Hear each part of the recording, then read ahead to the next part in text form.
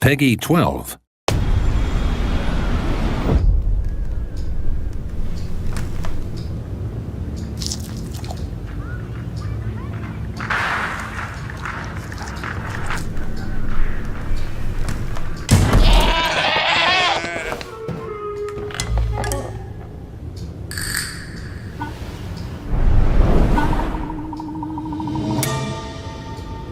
Welcome!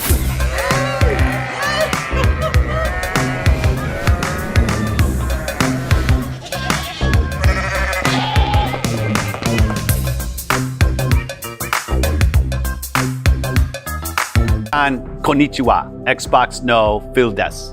Welcome to the Xbox Tokyo Game Show 2024 broadcast. It's a pleasure to be back at Tokyo Game Show with the latest announcements and updates from our creative teams and our publishing partners. Special thanks to everyone at Sega for your continued work on behalf of players, publishers, and game creators here in Japan and throughout Asia. We're continuing to see growth in the region. This year, more people are playing with Xbox across all devices in Asia than ever before. And we've seen the largest number of Xbox console players in the region to date. We have a terrific lineup of games from our creative teams at Activision, Bethesda, Blizzard, and Xbox Game Studios coming to Xbox consoles, PC, and Game Pass before the end of the year. Next week, the Starfield expansion Shattered Space will be available to players everywhere. It's the new story expansion to Starfield from the team at Bethesda Game Studios, where the players will explore a mysterious new planet while they find unique weapons, spacesuits, and gear. And as someone who's played a lot of Starfield, I'm pleased that players in Japan will get to experience a fully localized Shattered Space with the interface, voice acting, and subtitles all available in Japanese. In October, Blizzard will launch Vessel of Hatred, the first expansion for Diablo 4. Players will venture into a new region of Sanctuary with an all-new character class and mercenary companions to fight alongside, and challenge themselves with a new endgame co-op experience, Dark Citadel. Also in October, Call of Duty Black Ops 6 will be available on Xbox consoles, PC, and with Game Pass. Set in the 1990s, Black Ops 6 features a new campaign, incredibly deep multiplayer, round-based zombies, and redefined player movement throughout the game. The reaction to the beta has been phenomenal, and we can't wait to welcome players into the full game on October 25th. In November, players will take to the skies in Microsoft Flight Simulator 2024. Some of you may remember that when we brought Microsoft Flight Simulator to Tokyo Game Show back in 2020, The very first world update the team created was focused on Japan. The audience here has grown significantly. We have more cool content planned for our Japanese players in the future, so stay tuned. And in December, Indiana Jones and the Great Circle will make its debut. The team at Machine Games, in collaboration with Lucasfilm Games, has crafted a first-person adventure game that puts players in the shoes of the world's most famous archaeologist, using his whip, his wits, and more than a bit of luck to overcome his enemies. And like Shattered Space, Indiana Jones will be localized in Japanese. Next year, our lineup of games keeps on going with Avowed, South of Midnight, Doom the Dark Ages, Fable, and more, all available on day one with Game Pass. I'm also proud to announce that on November 5th, StarCraft Remastered and StarCraft 2 will be available with PC Game Pass and Game Pass Ultimate. The StarCraft series helped define real-time strategy in esports and live streaming. And we're thrilled that even more players will get to experience the campaign and multiplayer modes from these two iconic games. So enjoy the rest of the show, and arigato gozaimasu.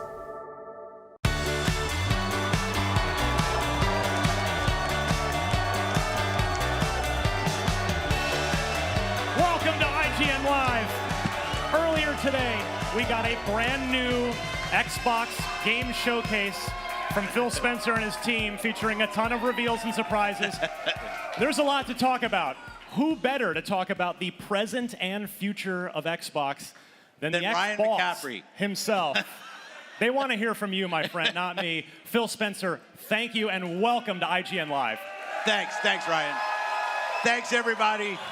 So your energy's incredible. We have 1 hour together on the dot, and we have some friends coming in halfway through, some other awesome Xbox developers. So people who actually build games. I don't want to waste a second with you here, and I want to start. I said this earlier on this stage. I think you just had the best showcase you've ever had. I really mean. I said it before you got here. Thank you, Ryan. It really was fantastic. Now, I know you plan these things months and months in advance. For anybody that doesn't know, that planning for this starts like the beginning of the year kind of thing. That's right. It's crazy. So I'm curious, at what point do you, with this one this year, do you get a feeling that, oh, this one's looking pretty good? Yeah, Don't be humble. Just tell us the real answer here. Honestly, until our fans, the customers, you guys give us the feedback, Aaron Greenberg and I were talking about this 2 weeks ago. Now, the thing that probably hit me the most was obviously just the passion of the teams of putting their amazing work on stage and seeing so many teams do great work. But it was I'd say 2 months ago when I just looked at the kind of scale of the franchises, how much work the teams were doing to show up in the way they did, and the partners that we had in the show. I was in awe of the show.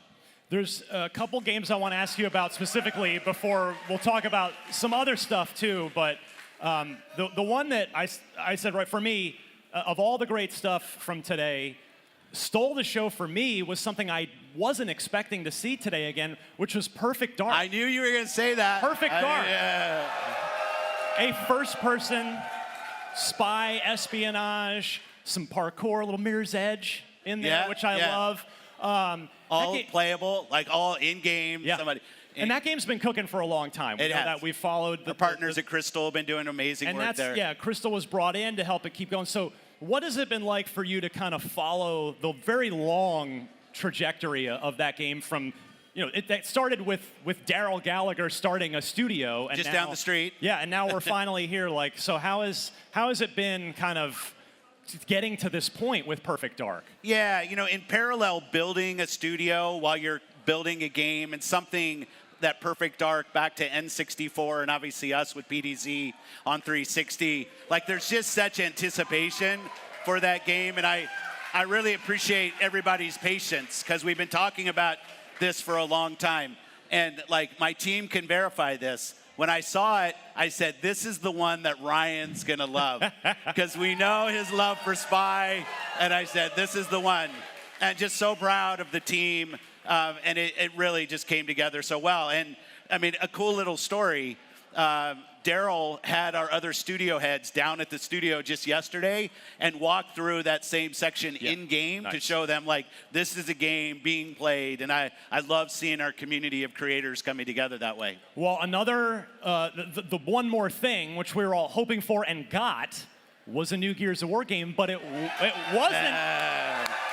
It wasn't Gears 6. It was not. It was not Gears 6. So, what you have a visibility into everything, but I'm curious, when you're in a meeting with, maybe it's Matt Booty, maybe it's Alan Hartman, but the Coalition folks, like, when you learn that they've gone down the E-Day road, the prequel road, rather than Gears, like, what was your reaction when you found out that was going to be the next direction for Gears of War? Well, you know this. We've had some changes in leadership at the studio. Rod, who was there, is now leading Diablo for us. So I actually thought, a Diablo game I'm playing a ton of, I thought it was a nice opportunity for that team to establish their Gears, right? And following on Gears 5, just because the numerical thing, like, I think it would this was an opportunity for them to take it back to an origin story that I know you know, that has a lot of, like, real depth to it in terms of Emergence Day, and tell that story through the Coalition as it is today. I thought, like, what a great opportunity. I was excited. And then you probably saw, I know you heard it, the Mad World tune in the play piece. Oh, yeah. Like, for those of us who remember the 360 commercial, like, how iconic was that? So when they went back and sourced that and brought that through the piece, I think it just showed that they kind of stayed true to what Gears is, but tell a new story, new arc. Now, you're wearing a very cool Xbox Pride shirt today, but a year ago at the Xbox Showcase, you freaked out people like me by wearing a Hexen shirt, which is a game that I have very near and dear to my heart. And now, well, then too, you had just acquired Hexen. You owned that as part of many other things. But then today, I see the reveal for Doom: The Dark Ages, and I go, well, wait a second. How awesome was that? Hold on. Are you secretly making a Hexen game in the Doom universe? Because I know you and I share the love for this. Yeah. No, I would like to say I'm actually smart enough to predict anything like that. I wasn't.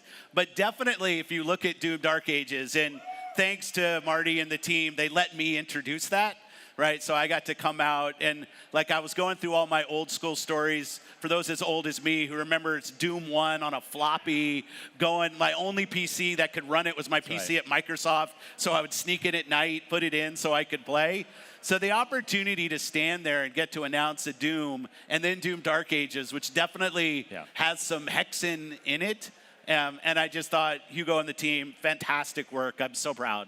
Now, I can't help but bring up something that's been a topic of conversation a lot recently, which is that Doom: The Dark Ages is also going to ship on PS5, something that you've done with some other games. So can you, from a business level, like, can you walk me through, you paid $7.5 billion to acquire Bethesda's ZeniMax. So what's the calculus, like, what's the process there for deciding, like, okay, new Doom, let's keep it multi-platform as it has been, or just put it on Xbox. So what's kind of the thought process there? Well, on Doom, it's definitely one of those franchises that has a history on so many devices. Yeah. I think they have, like, Doom running on a lawnmower somewhere when you go back. But, and, it's a franchise that I think everybody deserves to play.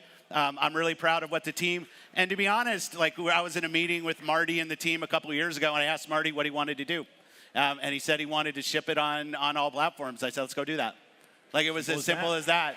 Now, I want to bring it back, though, because I get a lot of questions about, hey, if I'm an Xbox owner, what does it mean? And what I want to say, and I thought it showed up so well in the show today, you saw an amazing collection of games that are coming to Xbox. They're going into Game Pass day one. And Game Pass showed up so well. If you buy the game on our console, you get to play it on PC. You buy it on PC, so the cross entitlement stuff is all there. and we're focused on future hardware with forward compatibility. Our commitment to our Xbox customers is you're going to get the opportunity to buy or subscribe to the game. We're going to support the game on other screens. And you are going to see more of our games on more platforms. And we just see that as a benefit to the franchises that we're building. And we see that from players, and the players love to be able to play. Well, thank you. There you go. I have to do the journalistically responsible thing now and bring the mood down. Otherwise, the internet would tear me apart. So I wanted to ask you. You haven't really commented publicly much in the last couple months. So I wanted to ask you about the studio closures and Tango GameWorks and some of the thoughts behind the decision making there. I mean, you had a critical darling in Hi-Fi Rush. You had folks like Aaron Greenberg saying it checked all these boxes for us and did all the right things here. So, walk me through the decision of why, really Tango specifically, not to disrespect the other studios that were closed, but that was the one that really seemed to kind of stick in the community's craw a bit. So, I'm hoping here that you can take the opportunity to address that closure and some of the recent changes in Xbox. Yeah, the closure of any team is hard, obviously, on the individuals there, hard on the team. And I try to spend all of my focus, as you said, I haven't been talking publicly about this, because right now is a time for us to focus on the team and the individuals. It's obviously a decision that's very hard on them, and I want to make sure through severance and other things that we're doing the right thing for the individuals on the team. It's not about my PR, it's not about Xbox PR, it's about those teams. In the end, I've said over and over, I have to run a sustainable business inside the company and grow, and that means sometimes I have to make hard decisions that frankly are not decisions I love, but decisions that somebody needs to go make. We will continue to go forward. We will continue to invest in what we're trying to go do in Xbox and build the best business that we can, which ensures we can continue to do shows like the one we just did. On the the Activision Blizzard saga, that's all been, that probably maybe you called it saga? Well, I don't know. Did it from covering it and watching it, it felt like it put like 5 years on my life. Yeah. As somebody that covers Xbox, I can't imagine how it was for you. But as that came to a close, and you started integrating them into Activision Blizzard King, into Xbox Studios, has that changed the way that you think about running the business at all? Because the organization just got quite a bit larger, almost overnight in a sense. No, I mean, we're still, and I hope we show this today, we're going to be about building great games for people to play, about giving them choice on Xbox to go play. We've got a broader library of games. The thing I'm starting to see, which I really love, is the organic collaboration between our teams that are coming out, and trying to build that community of creators that, I mean, you and I will go back to the time of Xbox where we basically had 4 games. Fable, Forza, Gears, Halo. And we would just literally every 4 years, and I would have to come to E3 and I'd somehow try to make those 4 games seem different every year for the community. And now what we have in gaming is just an amazing collection of teams and franchises that are doing great work. So I think, I feel an added responsibility as somebody who loves this industry for the franchises that show up on our stage. But I still think in the end, it's about putting amazing games out. Like, I'm really proud of the work that Ninja Theory did with Hellblade and how Hellblade's been the response to that. And we have an amazing internal team now that's focused on us doing a bunch of Unreal games as an example. And then you see things like South of Midnight, which might have been my game of the show. I thought it looked so good. You got Perfect Dark, you have Gears. So like for us, as the organization gets bigger, I think it's just more important that we can take bets together and try to do innovative, creative things. And that will continue to drive us. All right, well, we've got to take a very quick break, but we've got lots more Phil Spencer talking all things Xbox right here on IGN Live. So don't go anywhere. Thank you. That's so cool.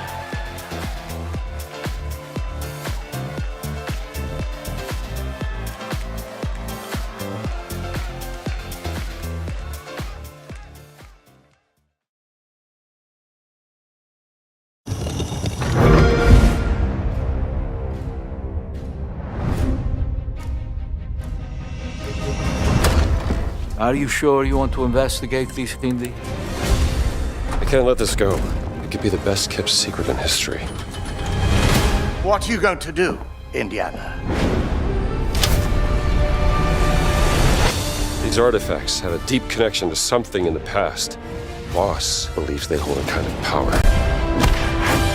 A discovery that could change the world. What were you doing out there?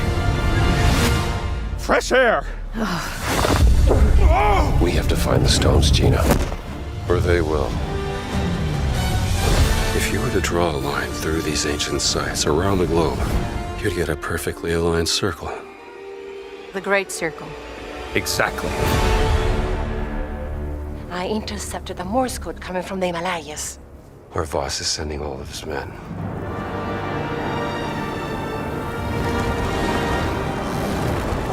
Is that a...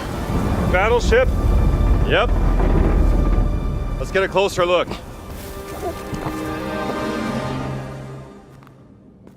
Gotta find the stone and get off this ship. What's that in his hands? What does it say? Earth something. What was that? We'd better hide.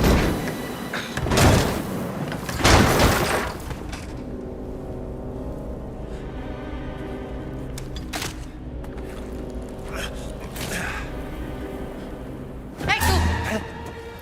Ciao.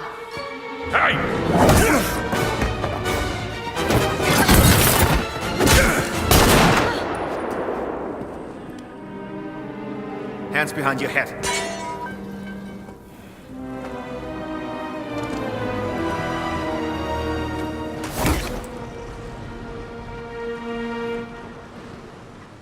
Where's the stone, you American rat?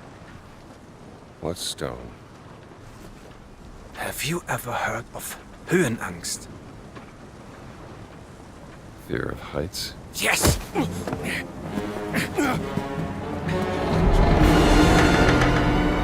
And I have it. I endured this dreadful mountain even if my mind was screaming every step of the way. Because of a concept you narrow-minded Americans will never understand!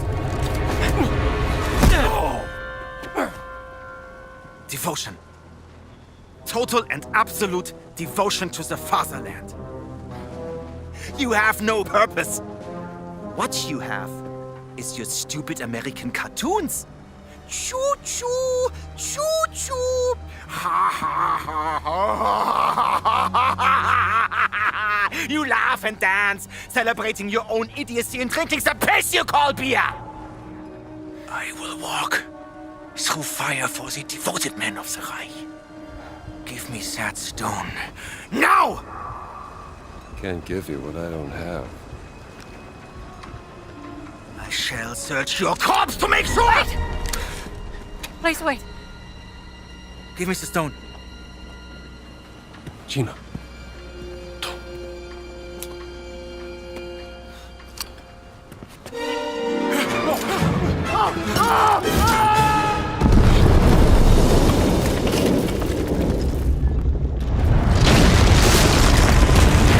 We gotta get out of here. Help me!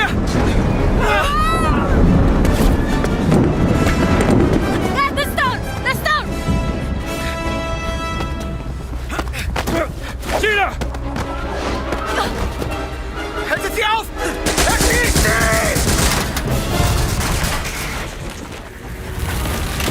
Hab dich.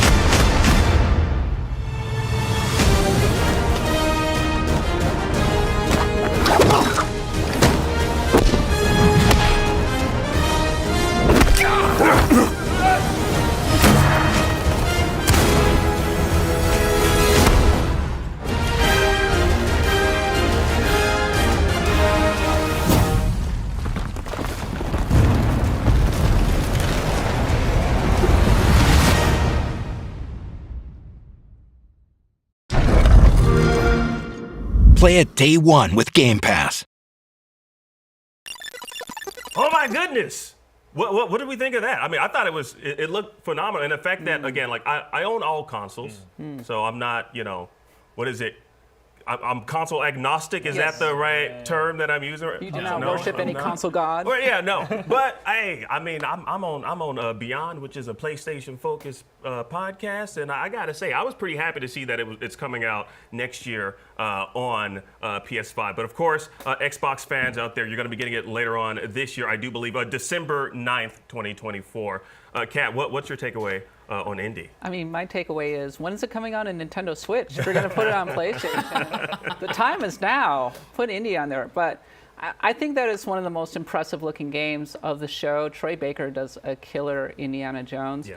I do have some questions about how relevant Indiana Jones is still as a franchise, because Indiana Jones and the Dial of Destiny really came and went, and it feels like it's a franchise that's really for a certain age, but it's clear that Machine Games is approaching it from a place of love.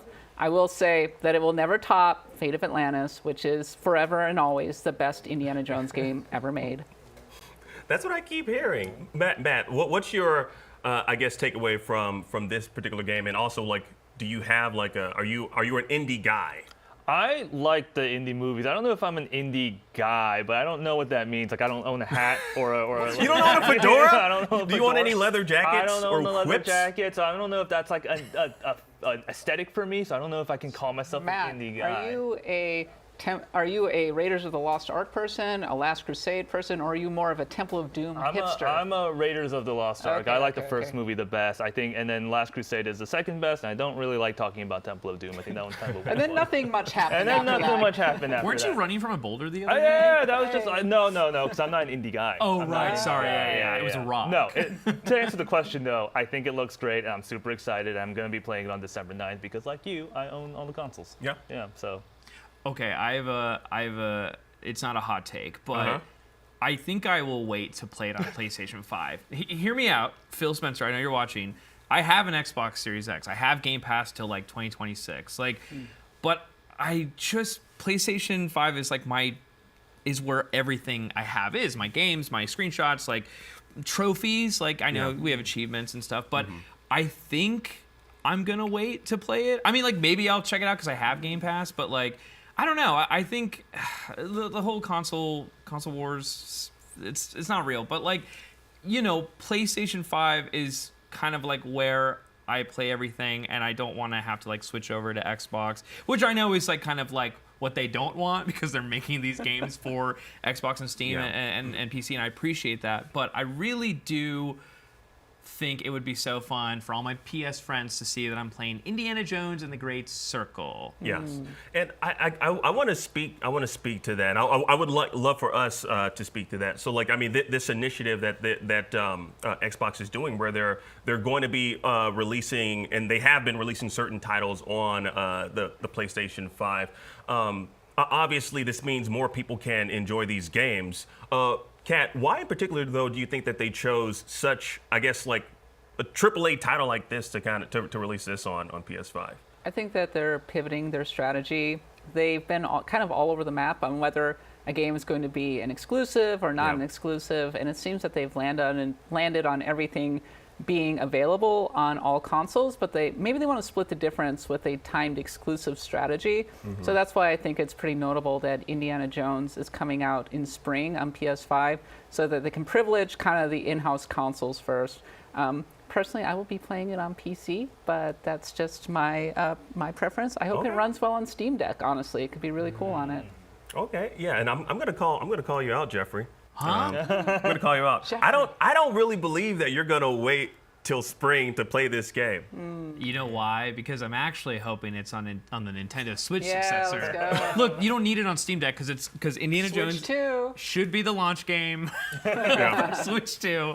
No, I think I will. I mean, like, I'm not a huge Indiana Jones. Like, it's not something I think about ever, but I will say it looks really fun. I love Troy Baker. He does an incredible Harrison Ford impression. No, that's an Indiana Jones impression, not a Harrison Ford. Yeah. No, he's doing his best Han Solo. Harrison Ford as But I the first person I remember kind of turned me off when we first saw it. Yeah. But like honestly, I'm warming up to it. I mean, I loved, this is such a deep pull, but I loved the GoldenEye 007 remake for the Wii, the Daniel Craig version, and it was very fun. And this reminds me of that. And I just like, it looks very fun. You're punching Nazis, like that's great. I want that. Whether it be on the PlayStation 5 or Xbox or PC, you can choose whatever, and it's fine. Or real life. Yeah, exactly. But no, I'm not. I feel like the consensus is. Shout out to everyone at home, by the way. If you are an indie fan, I think the consensus is we're to go back to my previous term, we're kind of lukewarm indie fans, except for Kat. What are you talking about? I love Indiana You're Jones. huge. I'm pretty sure in your closet you got lots of fedoras and leather. You're wearing a leather jacket right now. One of many, I'm assuming. But yeah, I have Game Pass, so I want to play it on PlayStation, but I don't think that I will be waiting till spring. I'm definitely going to check it out day one when it is released, just to see what it's like. That's why I called you out, because you said you have Game Pass. So I'm like, definitely you're going to be playing it beforehand. Also, you work at IGN, so. I did forget. You work at IGN? I did, well. Believe it or not. For now. I don't know if my boss is watching this. I did just realize I will have to buy Indiana Jones on PS5. Because it's not, I was like, oh, you can just play it on Game Pass included. And I was like, oh, wait, yeah, I'll have to purchase it. But maybe they'll make some cool, like, I don't know, deluxe limited edition statue of Troy Baker in mocap or something. Well, him in mocap. Yeah, I would love to see that. The real ones. Yeah. Also, ones. I love that they kind of like gave us a little bit of behind the scenes of Troy Baker, doing some of the mocap and like him giving us his history and his connection to the Indiana Jones franchise. He's also just like, he's a very good impressionist. So I feel like if they're going to get anyone to kind of to step up and do this, why not get the GOAT himself right there, Troy Baker. What was he holding? Was that was that his laundry or? That's just Troy Baker's home. This is where he goes for fun. This is in his home. No, but I think that's definitely. I mean, he's definitely a selling point for me, since he just has like such strong name recognition. I also feel like he wouldn't sign up for it if he knew it wasn't going to be a forgettable game. Right. Yeah. But I don't know. Did they actually talk about where in the timeline of the Indiana Jones franchise this falls in? It's in the 1930s, and it's clearly before the fourth one, which name escapes me, unfortunately. Crystal Skull. Mm-hmm. Crystal Skull, yeah. Yeah, it's set between Raiders of the Lost Ark and The Last Crusade. Oh. Okay. So 1930s. That makes somewhere in that kind of vague area, right? Yeah. But so this one is before Shia LaBeouf. Yes, well before. Okay. We don't know he exists yet. Harrison Ford's old by then. Yeah. I was going to ask, is like a little baby Shia LaBeouf going to appear in this game? As a post-credit I think they've conveniently forgotten about him because he wasn't the most popular character when he was introduced in Kingdom of the Crystal Skull. Kind of. Well, I don't I'm hoping for a DLC though, Kat. Come on now. There were Shia LaBeouf apologists, but I think broadly, it was kind of negatively received as a successor to Indiana Jones. But the actual game, I think definitely, I mean, Todd Howard is an acknowledged huge Indiana Jones fan, and so he's bringing so much of that passion to this project as one of the main producers. Yeah. I think the graphics are incredible. I mean, just look at this thing. It's one of the most beautiful games of this generation. Mm-hmm.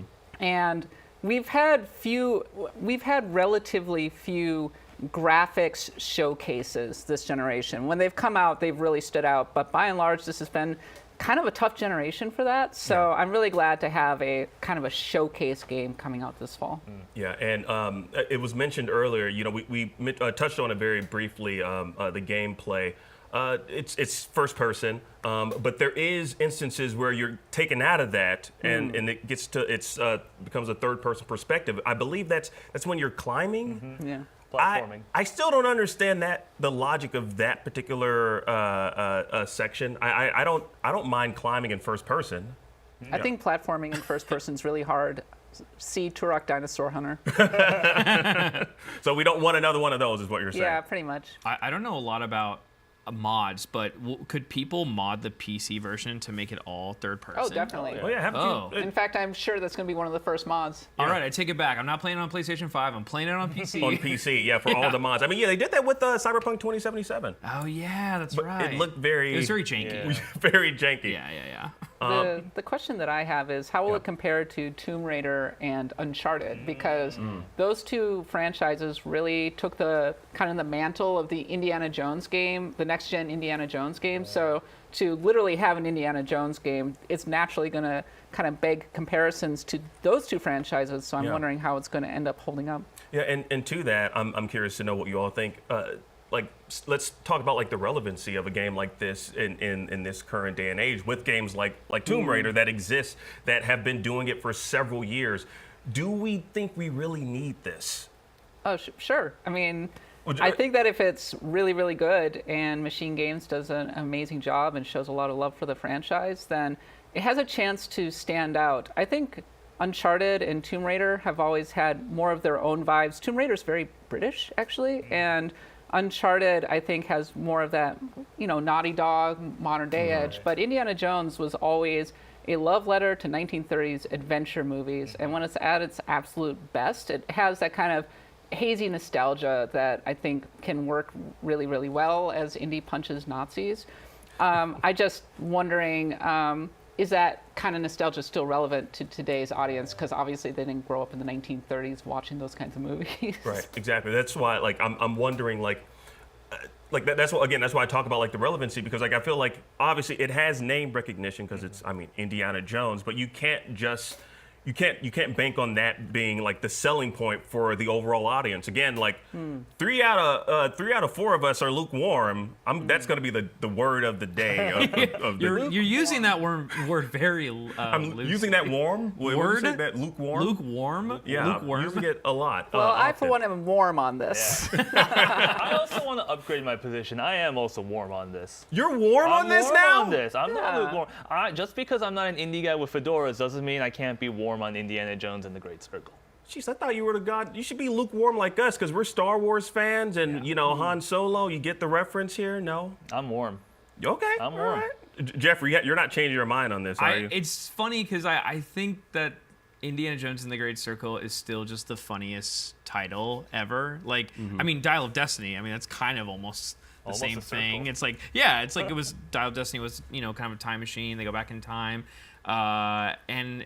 Yeah, I think I know you said something about it not having the name recognition, but I feel like it will. I think a lot of people will see, because you remember in the days of N64, people would just buy James Bond or these kind of IP-driven games, and I think Indiana Jones coming out this year on these big consoles, this big AAA game, people know what it is. You kind of know what you're getting into. There's going to be some kids that play this and they're going to be like, this is just like Uncharted, when it's clearly the other way around. But, I think it's going to be enough.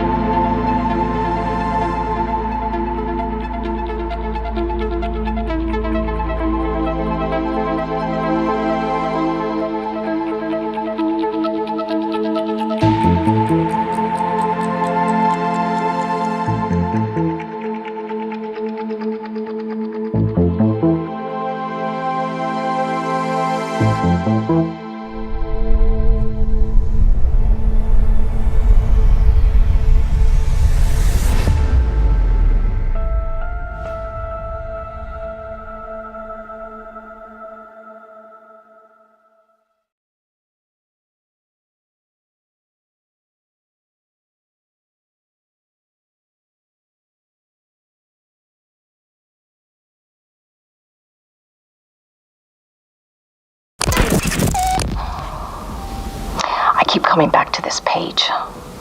The author's clearly awake. It's like he's warning us.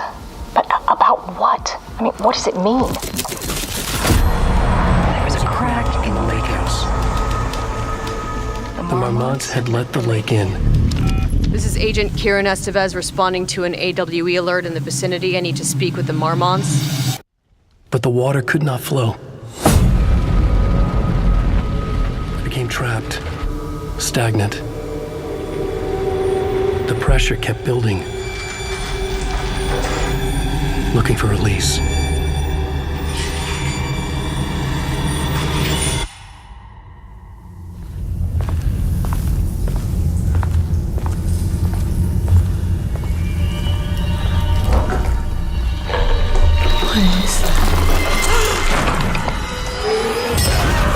We have a situation in the lake house. All agents converge on the facility now.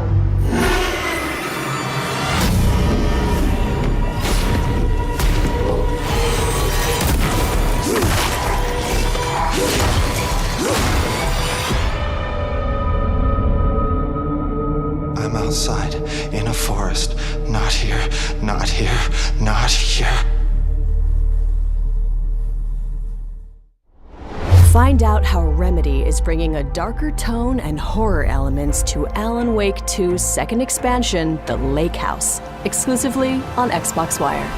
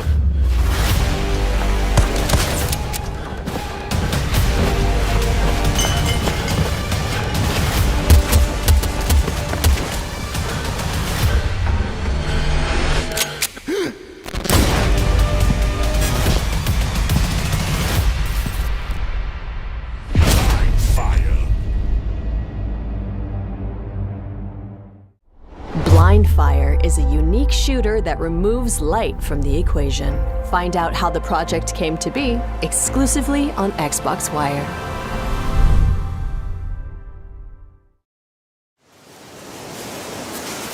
なんで俺はこんな砂浜で寝とったんや？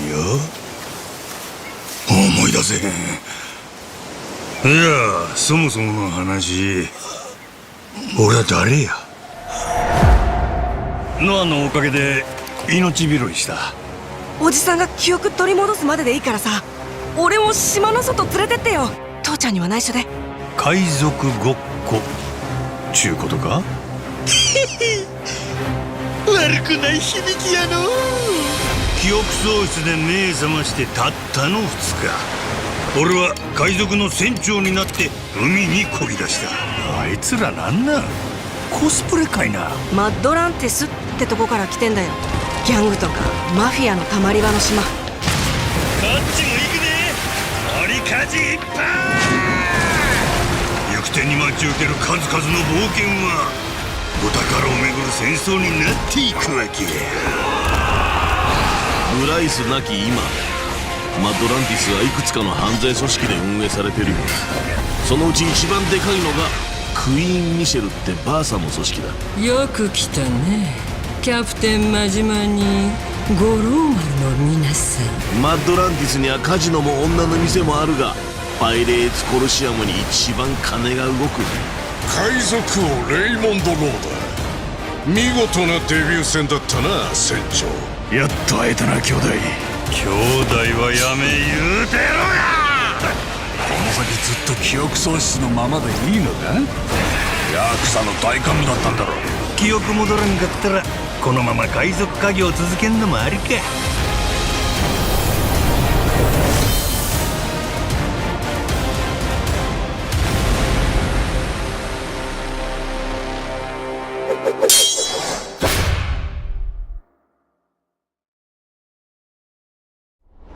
Like a Dragon, Pirate Yakuza in Hawaii takes the series in a direction we never expected. Find out about its naval battles on Xbox Wire.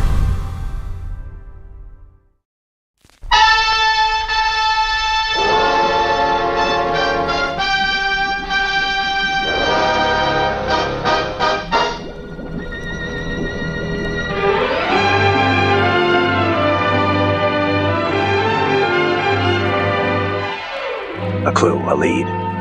What more could a mouse detective want?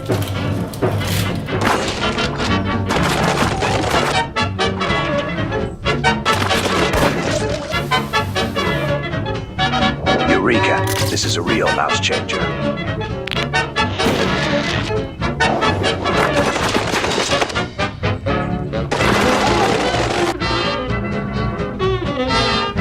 Time to play detective and connect the dots.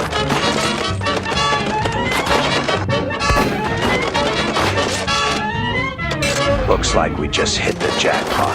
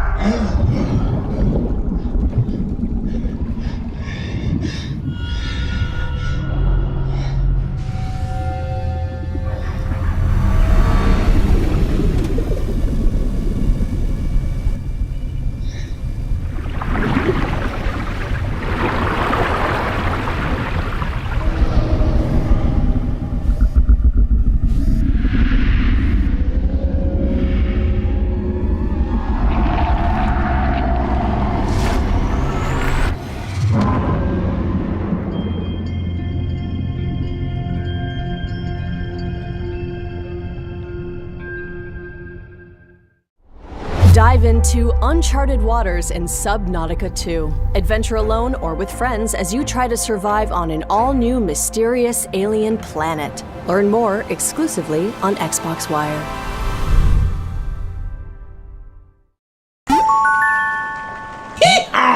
I am Shadow Donkey. Animal Well is a game of many shadows. It's a game where every animal casts a shadow, and it's a game where you cast a shadow, and sometimes even the shadow of a shadow can cast a shadow. At times, you must step out of the shadows and reveal the secret which has been lurking in the shadows all along, because if these shadows are allowed to remain within the shadows, then who knows what kind of shady shadow stuff these shadows are gonna do next in the shadows. What we must always remember is that without shadows there is no light. These shadows are evil, but some are not, and we have to look into the shadow of the shadow of the shadow to realize the shadow of the shadow within. So basically what I'm saying, Animal Well available today on Xbox. シキは無事宇宙へ行ったか。マザーに会いに行くんだ。一番乗りを目指してな。あんた外の世界へ行きたいって言ってたでしょ。今がその時よ。ワイズシュタイナーは俺だ。てめえら誰なんだよ。師匠に会って伝えなきゃいけない言葉があるんだ。まずは思考性を集結させるのです。エデンズグリッター、オーバーヒールデストロイ、ガンズハーベスト。見つけたぞ。好き。お前の船は俺たちがもらう。マザーは実在します。この広い宇宙のどこかに。ガキがいいぜ。時間はねえが遊んでやる。友達のいねえお前の友達になってやる。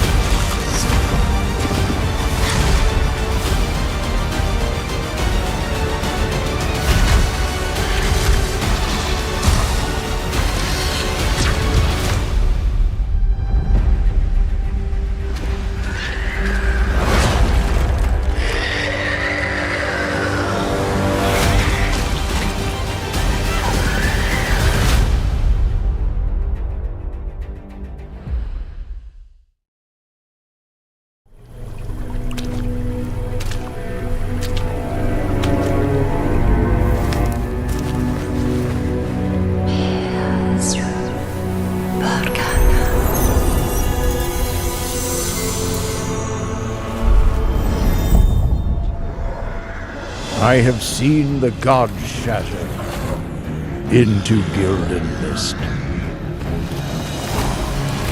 I have seen the hunters awaken, steadfast heroes among them, and treacherous villains as well.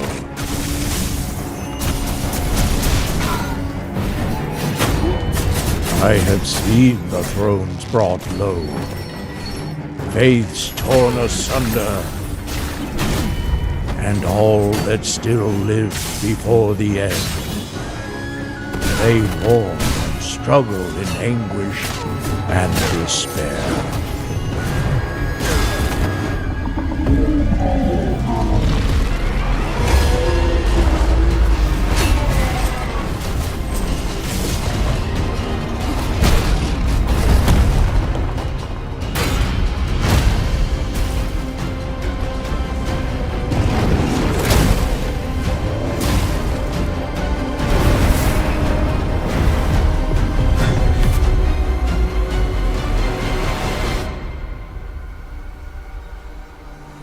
But I have yet to see the ember that can rise against the dark.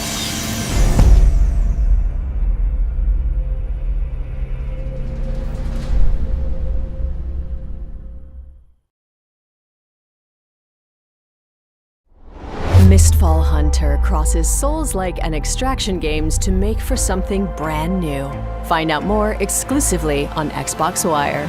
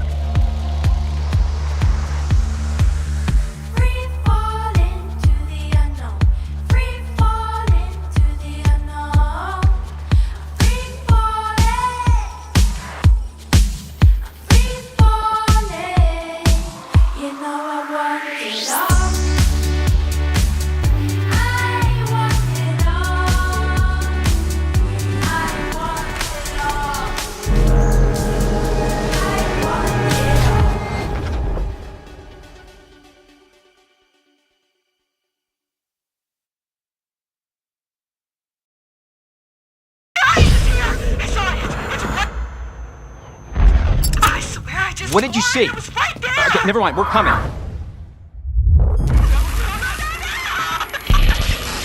Hello?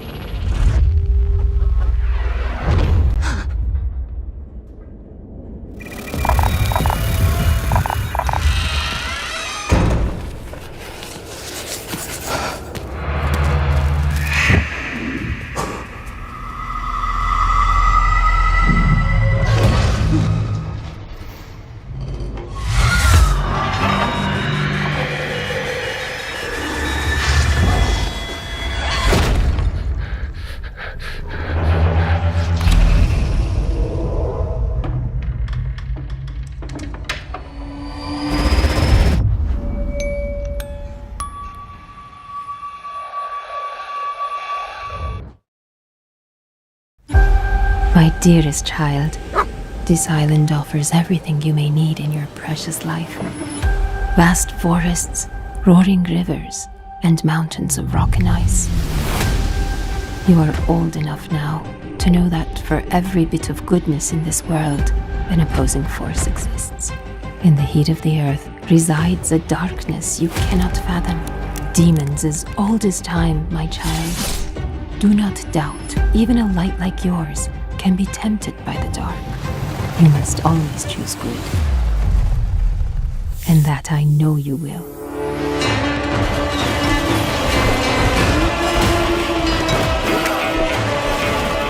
Sepe, be resilient, be resourceful. Be brave, my son. Stay in the light, with Babu by your side. And may the magic of this island protect us all.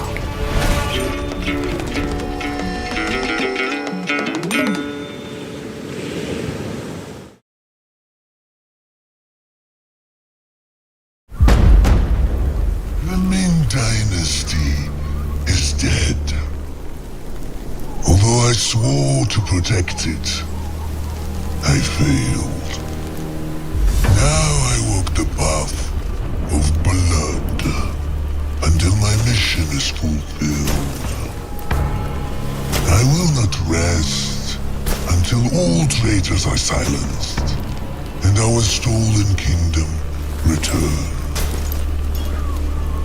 Who dares to question my will, standing in the way of my redemption?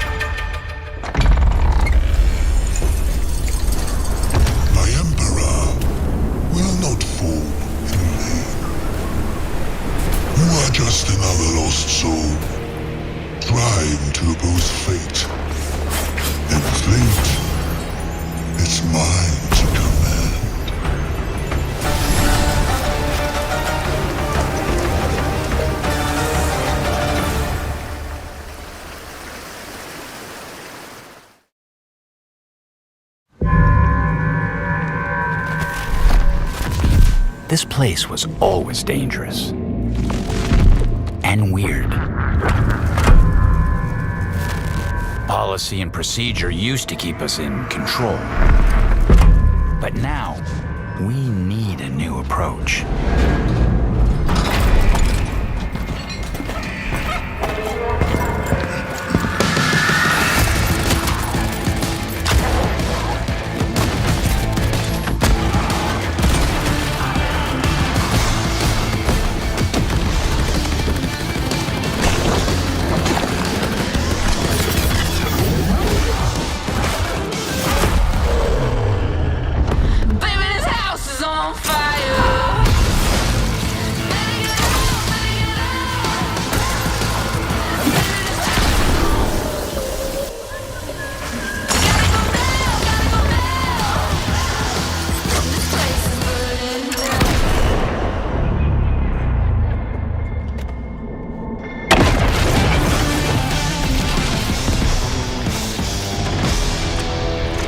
Welcome to Firebreak.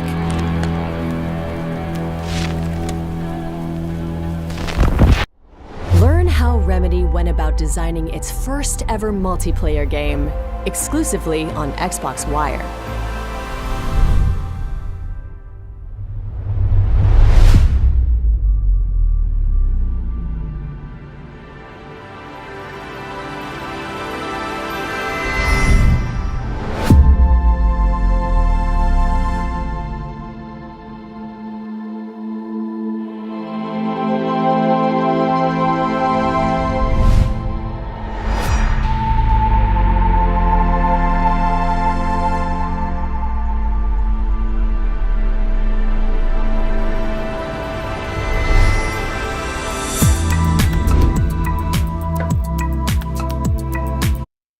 This is Steve Downs, the voice of Master Chief, Sierra 117, and you're listening to Podcast Unlocked, the world's #1 Xbox podcast.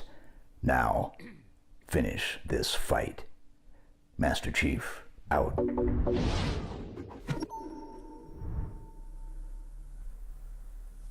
What's happening, friends? Welcome to Podcast Unlocked. It's episode 664. We are live. We all just watched the Xbox Partner Preview here. It is October 17th, 2024, 10:26 a.m. Pacific time for those of you keeping track at home.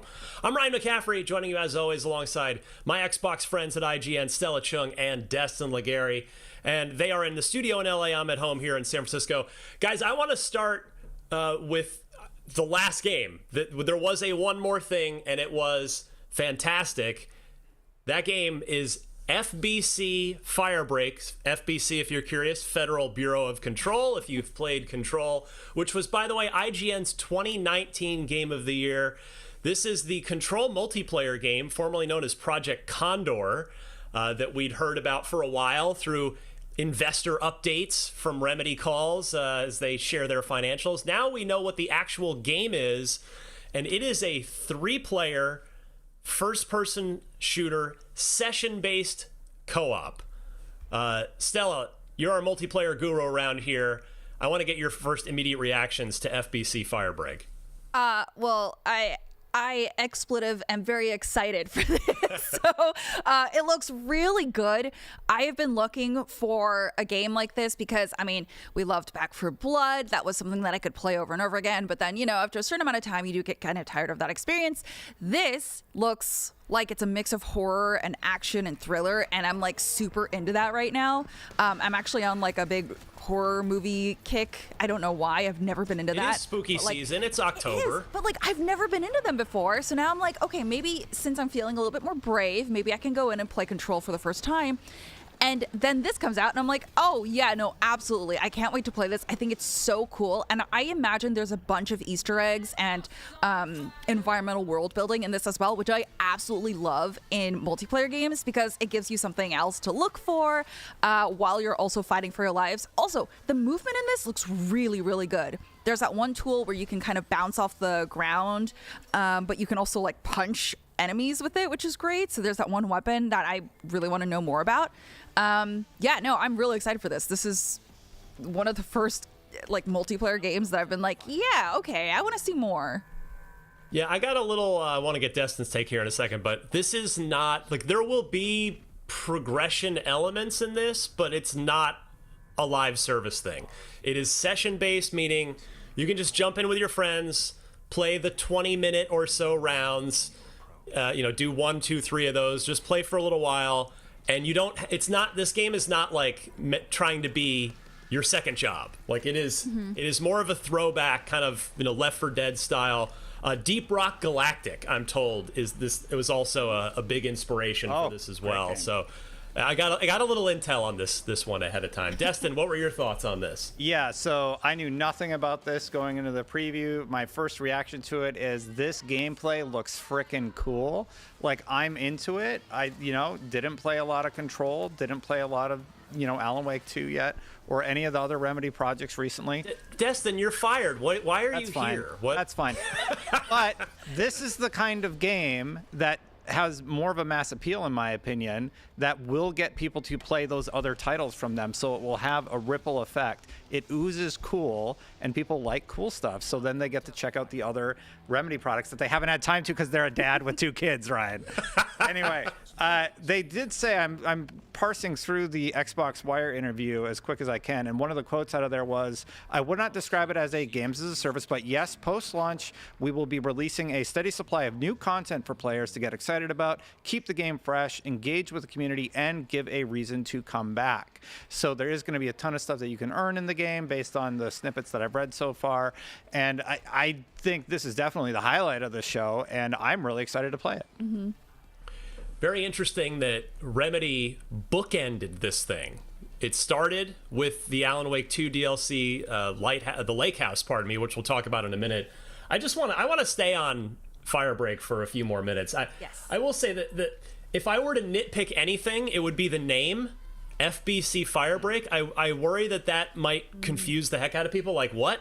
That's sort of a strange... maybe they just don't want you to think you have to have played Control, so they're kind of keeping it like at arm's length from Control, even though it's in the Control universe. But because names do matter. Like, games with bad names don't they have more of an uphill battle. I'm not saying this name is bad. I'm just saying I actually like Firebreak. It's the FBC thing that's throwing me a little bit, but yeah. I don't know. Stella, am I taking crazy pills? Am I just looking too far into this? You're right, yeah, because I'm like, okay, I don't know. Firebreak makes sense once you see the trailer, but for someone who just hears it, you're just like, I don't know what this is alluding to. Also, as someone who hasn't fully played through the whole campaign of Control, because I did start it, FBC, I was like, oh wait, what is that? Right, that's the organization. So it is something that I feel like a lot of players who love Control are going to immediately pick up on, but people who are, just now hearing about it or who were debating on getting into Control probably have no idea what the name really means. But I'm actually really curious where this is going to fit in the universe, like what the timeline is specifically within the Control storyline. And now that whole Remedy universe. So that's something that I'm really, really curious about. It is set inside the oldest house. So you've got all the, same kind of brutalist architecture, the same sort of architectural themes and visual style going on. But yeah, as far as the when, that I'm not quite sure of. But yeah, this I just love that this isn't trying to be a live service game that you have to play every day or else you'll fall behind and never it'll make it impossible to get back into it if you stop playing it ever. So I'm just stoked. I will say, Stella, Destin, this is a 3-player co-op game. Ooh, I'm How many totally people are on this show? I believe it's 3, even though we love Miranda as well. But I think we're going to need the 3 of us to get into this and play this. Yeah, like when we did once we get a shot. Back 4 Blood? When we did Back 4 Blood, and I kept shooting Destin and annoying him. Yeah. Yeah. It does say it's a pick up and play experience, so we can pick up and play it. Having fun with your friends when you have the time. And that's not to say that FBC Firebreak doesn't have a deep player progression and things to unlock. It does, but this isn't about logging in every day for some loot or fear of missing out on materials, like you said, Ryan. I mean, that's just sounds like a perfect game for me. Those games that allow you to play for just a little bit and have a good experience with it, I'm all for that right now. And it's hitting all the right notes for me. Yeah. Here's a quote from Remedy about, like the garden gnome we just saw there. That was one of the highlights of the trailer. So, quote, "What I can say is that the Firebreak crew has been cleared to carry, quote, paranatural augments, which are altered items engineered into tool attachments, like the garden gnome you saw in the trailer. These are more or less our take on ultimates and are not to be taken lightly. I like to think of them as a jaguar in a box. You carry the box, you point it at something, you open the box, and you just kind of hope the jaguar doesn't turn around and eat you or your friends instead." So, I think it's also worth pointing out that this is a first-person game, which you might be like, well, sure, whatever, but Remedy has traditionally made third-person stuff. And yes, I know there is one other first-person game in their catalog, and that was the sadly very forgettable single-player campaign of Crossfire.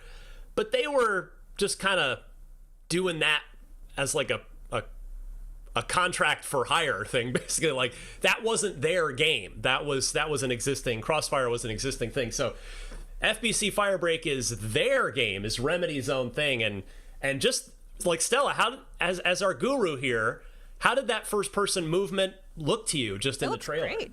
Yeah, like I said, there was that weapon that lets you jump in the air when you hit it into the ground, which is really cool. I think that looks really fun. So that means there's going to be some different elements that you can use here. I wonder if in future updates they're going to add like a jetpack or a double jump, something like that, because I do know in Control you had quite a few different movement mechanics at your disposal. And we do see here that like some of the characters do end up like floating, like the enemies, which I know is specific to what they're infected with, but I feel like there's a lot of possibilities here for different movement mechanics, and it looks really good for a first-person game set in this universe. I think it looks really smooth compared to like other modern FPS games that have released recently, and I'm not going to name names, but like it looks really good. And they did a great job of showcasing what the gameplay is going to look like, because honestly, I'm just going to be real here. I'm so tired of gameplay trailers that only show cinematics and just like a title or something. Like, come out and show me when you have like at least 30 seconds of gameplay. So I'm excited for this. Stella keeping all the tea in the teacup, not spilling any of the tea here live on podcast. Because if you do it live, there's no taking it back. It all just goes out there. So I applaud your restraint. So 2025 here. We don't know when in 2025. It could be any time, but I think we're all super eager to play this. And three player is I feel like 3-player is the new 4-player. Destin, would you agree with that? Like, we're seeing more and more 3-player focus on games, which I'm all for. I have a hot take. I've always felt like 3-player is the sweet spot. Sweet spot for shows. It's the sweet spot for games. Destiny was 3-player in the Fire Team for a long time, and then you can do larger activities with 6 players. 3-player is great, and I'm really glad to see more games going that route as opposed to like very large teams or just co-op. Like, co-op's still fun, but 3-player is a pretty cool spot to be in for team size. I will say, in fairness, though, I guess one little concern is Remedy hasn't done a multiplayer game before. Again, they didn't make the multiplayer side of Crossfire. So hopefully their matchmaking, netcode, all that stuff is up to snuff, because they've always used their own in-house tech, which if this isn't necessarily using Northlight, but it probably is. And if it is an untested technology in terms of multiplayer and an online experience. So we will see how that shakes out. But yeah, I think we were all blown away by that trailer. What a great one more thing to end on. And we're going to take a quick little break. We'll come back. We'll talk about the other Remedy game, The Lake House, plus the other surprises. There were multiple new game announcements in here. Lots of good stuff. This was a low expectation, high delivery event here from Microsoft. Good stuff. We'll be right back.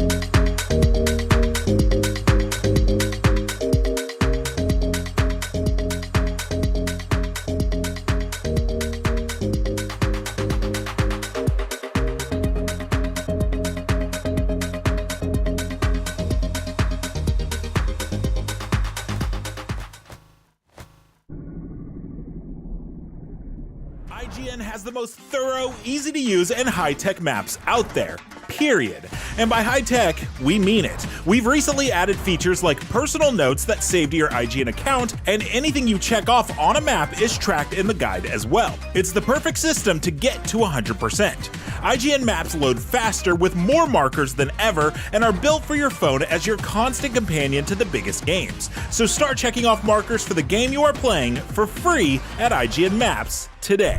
IGN Store has it all.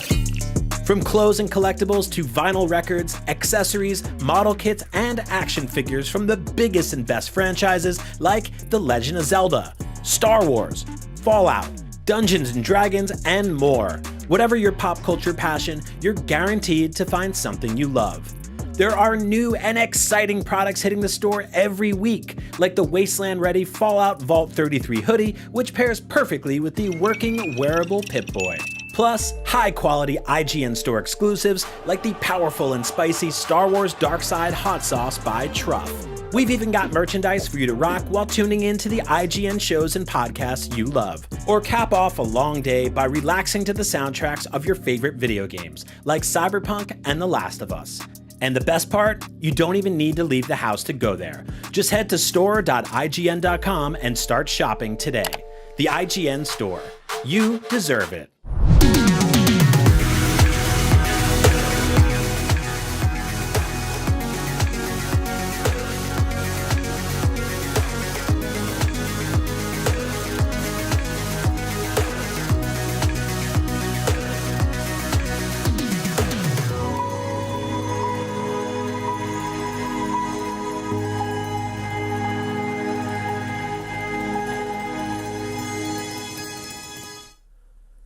Welcome back to a live reactions episode of Podcast Unlocked here as we were talking about the excellent Xbox partner preview live stream that we all just watched.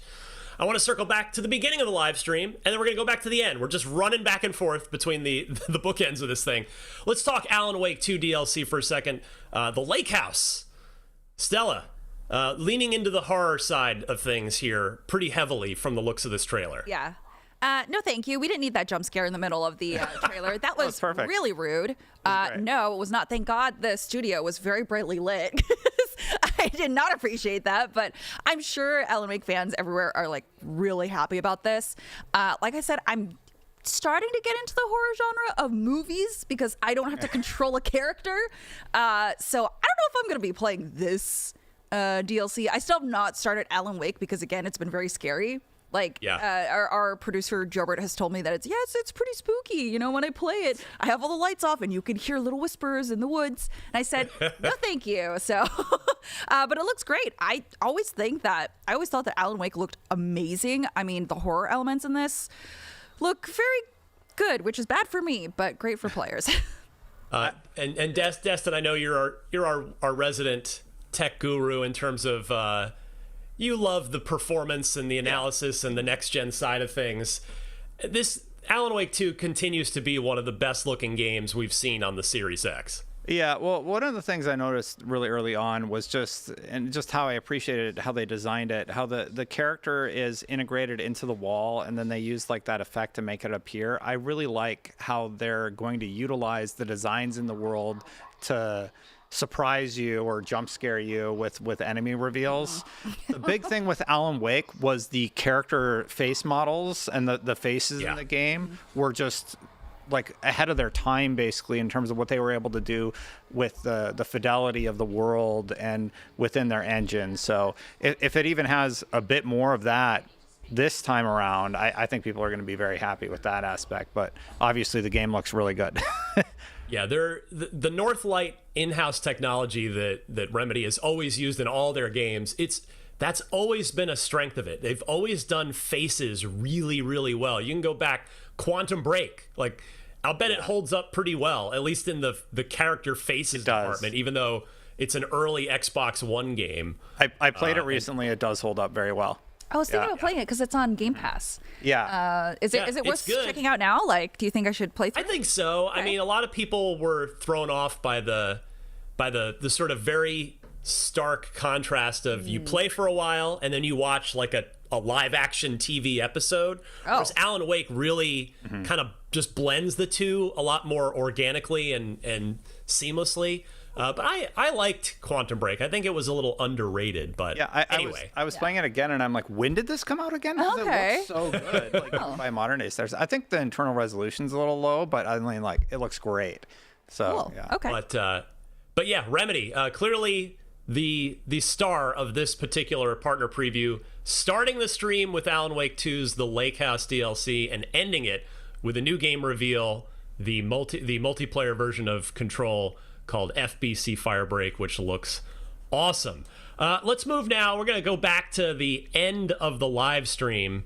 There are two excellent game reveals that all three of us, we're all talking to each other while we're watching this. And Destin, talk to me about Wu Chang Fallen Feathers. It's a 505 published game. Lean Z is the developer. This one's coming to Game Pass.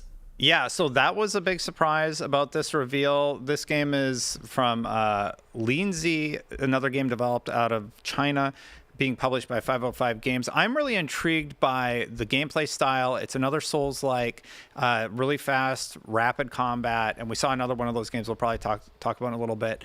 All we really know, I haven't had a chance to read the Xbox news or any press releases yet about the game, but we know it's a Souls-like story that follows Wu Chang, a female pirate who awakens to amnesia and suffering in the final years of China's Ming Dynasty during a chaotic era. Now, obviously, you see the gameplay here. It's going to be Souls-like. It's going to require precise parry timing. It's going to require coming up with the specific build that you want to build into. We saw that really cool activation of the fire sword in the teaser trailer, and I'm pretty stoked to see what they wind up doing here. Also, a lot of the locations, or at least I think some of the locations, some of the artwork that we saw from Black Myth Wukong might also be seen in here, so we'll get to see a little bit more about China in this fantasy type setting. And that's always sort of nice to see when they integrate real world things with fantasy and kind of bring it all together in an interesting way. Game looks great. Like, visually it looks really, really good, and the fact that it's coming to Xbox Game Pass that's going to be great for them. And Stella, I know you, when we were just watching it live, you were pointing out that it reminded you a bit of another Eastern set, higher speed Souls-like that also came to Game Pass, Wolong Fallen Dynasty. What'd you think of Wu Chang? Yeah, I mean, I love the character and creature designs in this game. I think that the abilities look really cool, and I wonder how you get to unlock each one, what the weapon sets look like, because we do see several different weapons, like the staff that ends up into like a Gatling gun, which is an interesting mashup, but it looks really cool. I do like how big these boss arenas are. I think Wolong, it kind of had this issue of some of the boss arenas being really small, so you had a lot of issues running around, but I do love how detailed all of the characters and the settings look. I think it looks, I mean, it's a lot of CG, like cutscenes, but we do see a lot of the fighting scenes as well, and it looks just as detailed. It looks really good. I'm hoping it's snappy. I think Wolong was great, but it did have some moments of like downtime that didn't quite match what I expected from like the between boss fights. So it felt like you were just going from one boss fight to another. But this looks like it could have some really interesting exploration mechanics to it. So I don't know. It looks good. Yeah, looks cool. Yeah, quick little backstory on the setting here. A darkness has befallen the land of Shu, and a phenomenon known as feathering is causing mutations. Throw in an epidemic of plague and monsters. You will have to overcome cruel and twisted enemies with various fighting styles, hidden weapons, ancient firearms, and even the power of feathering to forge a path through flesh and blood towards the truth buried beneath it all. And I loved, speaking of flesh and blood, that little finishing move she did in that last gameplay clip there, kind of slicing that monster in half. Looked really good. So yeah, this looked excellent, and love to see a new original game just launching straight into Game Pass. That is good stuff. I want to move right to another one that we all really were high on. We're probably gonna have to come back to this one after the break too, but The Legend of Babu. Oh yeah. Which you talk about, like, I don't know, wasn't there some cartoon or kid story where there was a character named Babu? That's what I can't help but think of. But This one is it's developed by Permanent Way Entertainment, published by Midwest Games, but it is described as a heartfelt action adventure centered on a boy and his dog, who I'm not a dog breed expert by any stretch, but looked like a Samoyed to me, a big, floofy, fluffy Samoyed. Yeah. Stella, do you co-sign on that? Is that? I do, yeah. But I also love just how concerned the dog looks throughout all these clips. It's so cute. Like, the dog's face is so expressive, and he's so cute. I can't wait to see what this is about, because you can see, like, there's this that. We just saw it in that clip. There's a painting on the wall depicting the boy and the dog. So it's like, are they the foretold creatures of this prophecy? Or I don't know what's going on. There's a lot left to the story that I want to know about. But I am very glad that they included gameplay. It looks really cute. I saw someone in our YouTube chat saying, it's Dog of War. It definitely is an action adventure. This isn't a Souls-like. It's definitely a little lighter. It's a little more, just again, action adventure-y. Yeah. But let's talk more about this one. I've got some notes here from the press release, some extra information I can pass along, and we'll do that right after we take a short little break here.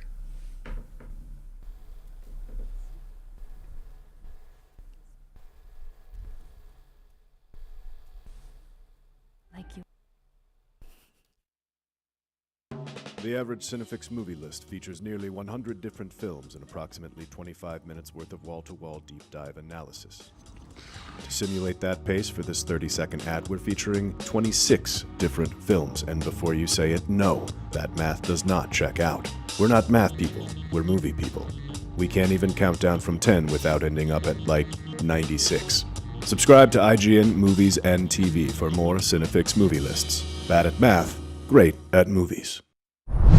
IGN Playlist is the best way to track your game collection. Now you can even import your entire Steam library to Playlist, making it easier than ever to review games, show off your collection to the world, and finally chip away at that massive backlog you keep meaning to get to. IGN Playlist, check it out. Want the ultimate IGN experience? Check out IGN Plus. Members get exclusive deals and giveaways, ad-free browsing, unlimited tracking on IGN Maps, discounts at the IGN store and with IGN partners, and best of all, free games. Get 30 days of IGN Plus for just $1. Head to plus.ign.com. IGN has the most thorough, easy-to-use, and high-tech maps out there. IGN maps load faster with more markers than ever and are built for your phone as your constant companion to the biggest games. So start checking off markers for the game you are playing today. Can't find that final collectible you're missing? IGN strategy guides and interactive maps are here to help. IGN guides are trusted by millions, easy to use, and best of all, free. You can even track your progress with interactive checklists so you know you reached that 100% completion. IGN has the very best, most complete, and accurate guides. Every guide is tested and verified for you by experts. Just search for IGN when you search for guides.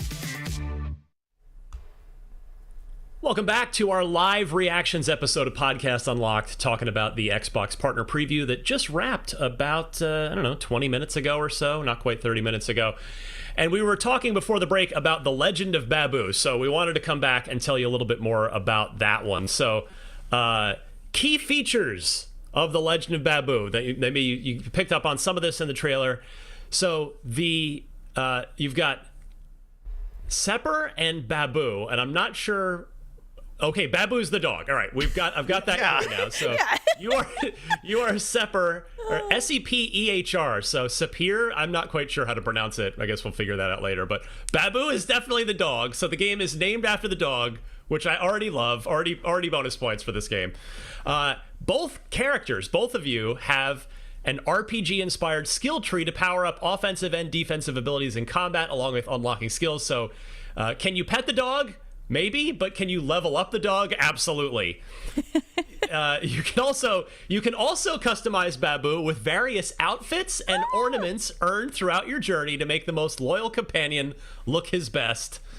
You'll defeating bosses will unlock special magic attacks, which consume mana but take out large hordes of enemies. Equip your favorite special attacks to create a build that suits your playstyle, and play at the difficulty level that best suits your needs: easy, medium, or hard. Okay, I don't know why that's in the press release, because that I think you kind all of three assumed difficulties are available day one. No patch needed for the extra difficulty levels, but this The Legend of Babu takes players on a harrowing quest to save a boy's family from the mystical forces of an ancient evil. Throughout the journey, play as both the young protagonist Sepper and his lovable dog Babu, harnessing the power of their bond to save the people and the place they love the most. Stella, talk to me about The Legend of Babu. Yeah, okay, so I did ask for more story, more narrative lines, and we did get that, so that's good. I love that you can play both, so I wonder if co-op would be an option, even if it's like just sounds like you just trade back and forth. You alternate. Which is unfortunate, but yeah, I think that's very cute. It's kind of like, so I know this is a Nintendo property, but I've been playing through Pikmin, and there is also a dog in that you can kind of send off to go through tunnels and stuff. So I expect there's going to be certain things like that for this. But I honestly am more interested in knowing what kind of outfits and cosmetics I can unlock for Babu, because we see in that at the end screen, he does have that kind of Kratos war paint over his fur, which is why I think someone said dog of war. So I wonder if there's going to be nods to other properties, or if we're going to be able to get like a Halloween costume or something. That'd be really cute.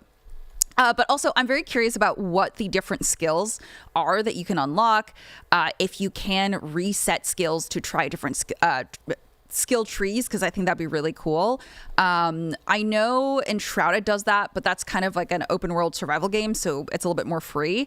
So I would be curious about that, and I want to know how long this game is to play through. I can't imagine it would be a super long game.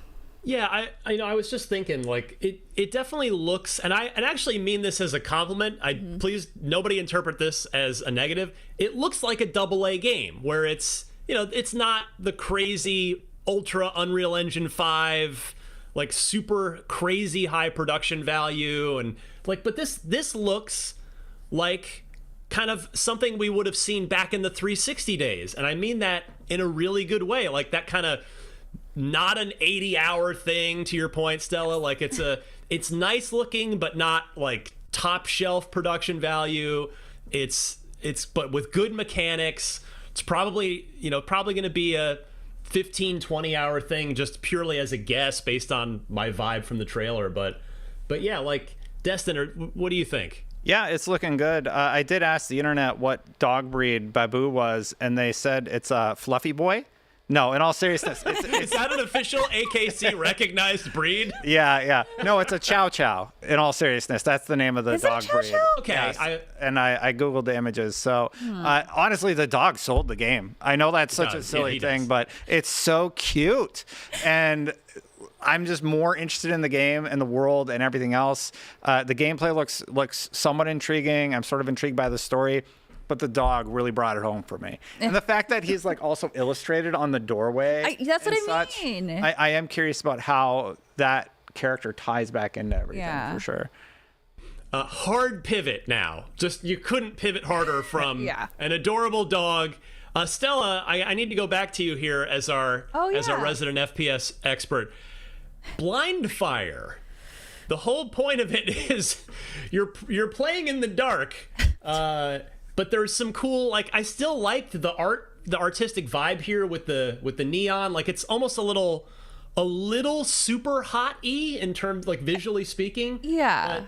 Like, we didn't get a ton of detail here. This very much was a teaser trailer, but you can even tell from the way the camera's moving. Like, I don't think this is real gameplay, just be my guess. But yeah, what was your take on Blind Fire? Yeah, the way that they're able to angle a little bit during this gameplay doesn't look like it's actual in-game footage, because it looks very reminiscent of how you can move in VR shooters. Yeah. So it does look like a VR game, a very good one at that. But I don't know, it gives me like laser tag vibes. You feel, I can see that. Yeah, you're just running around, and I get the point of it. The gimmick is, blind fire, you're shooting in the dark. I don't feel interested in like I will check it out, but it's available not... today. You can play it right okay, now. Great. So is the other game that I previewed, Project Ethos. So that's an interesting time. I'll check it out, but I don't see this being something that I play. That I want to queue into for rounds and rounds. It looks like something that you check out to see, oh, is this unique? Is the firing good? Okay, sure. If it's fine, then I guess. But I don't see the point to this. Like, I don't know, how is this going to be competitive? How is this going to have, because people want to play shooters to feel like they're accomplishing something. So is there going to be ranked? How is this going to be implemented competitive? Like, I don't know. This trailer also makes the shooting look floaty and it's weird with bad accuracy.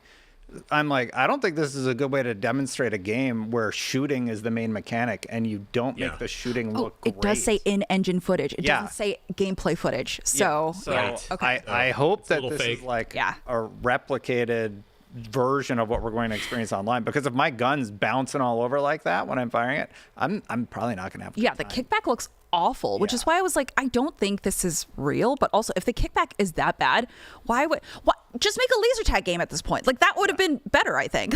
The visual area of the map is interesting, but beyond that, I have exactly the same concerns as you.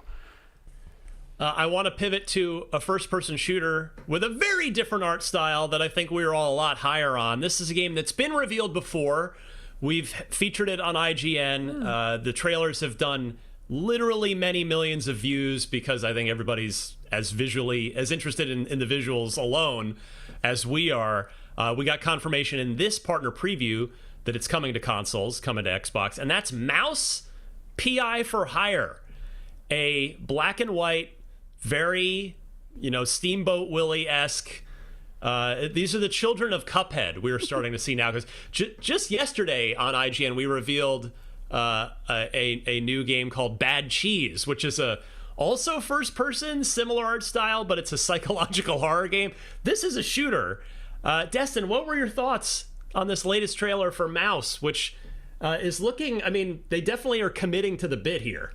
Yeah, every time I see this, I'm like, this game just looks cool. It has the same vibe that I had watching Cuphead gameplay, where they really, really just dove into the art style, and they've nailed that. And they've somehow meshed that with gameplay that looks like it's going to be a lot of fun, while leaning into the silliness of the premise there. I'm excited about Mouse. I've been excited since we premiered that first trailer. I like that they have like the cartoony Xbox in this cool asset. Kudos to the team who's making this. It looks like a good one. Stella, single player game, I think here. I don't believe this is a multiplayer yet. That would be awful.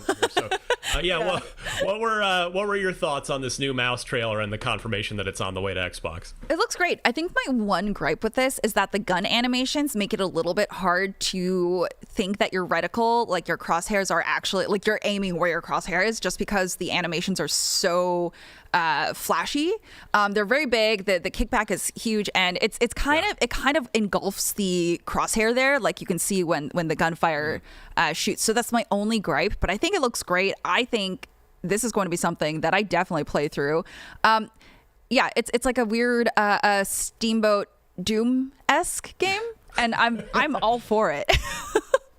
We can call it Steamboat Doom. I actually really like that as a name for this. That's awesome. Let's trademark that immediately. So, very stoked for this to come to Xbox. But we are not done. We're going to take another short break, and we've got more games to talk about from that excellent Xbox partner preview stream coming up in just a minute.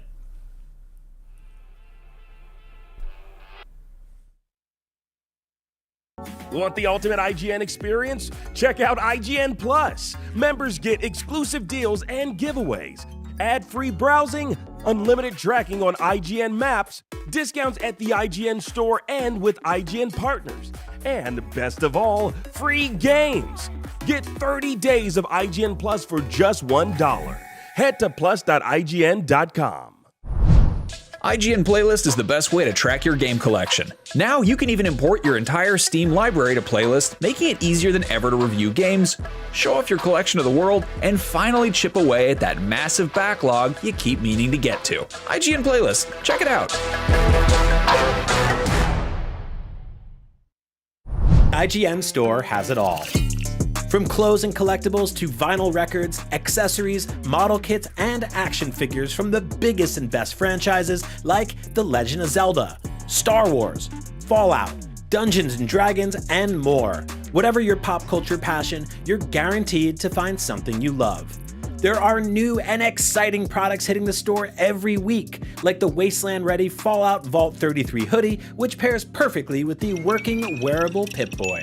Plus, high-quality IGN Store exclusives like the powerful and spicy Star Wars Darkside Hot Sauce by Truff. We've even got merchandise for you to rock while tuning in to the IGN shows and podcasts you love. Or cap off a long day by relaxing to the soundtracks of your favorite video games, like Cyberpunk and The Last of Us. And the best part? You don't even need to leave the house to go there. Just head to store.ign.com and start shopping today. The IGN Store. You deserve it.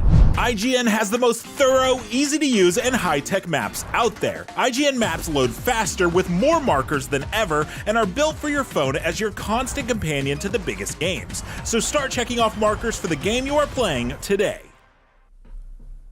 And we have returned to our live episode of Podcast Unlocked, talking about the Xbox Partner Preview that concluded just a little while ago.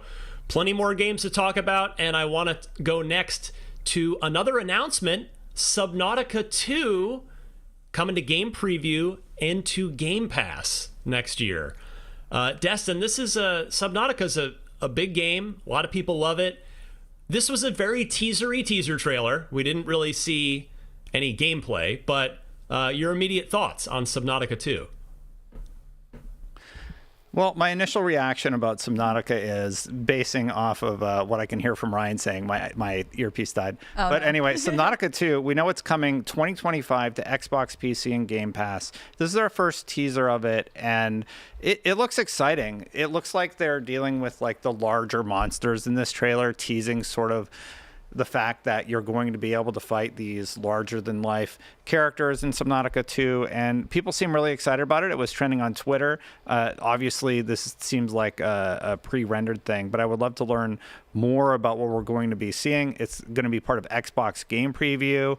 It's coming to the Xbox Series X and S and PC. And yeah, they've been building the foundation of it behind the scenes according to the Xbox Wire release. Launching via the Xbox Game Preview program provides an incredible opportunity for anyone trying the game to send feedback our way. It helps shape and guide the direction of Subnautica and Subnautica Below Zero, and we're thrilled to be developing Subnautica 2 in the same tradition.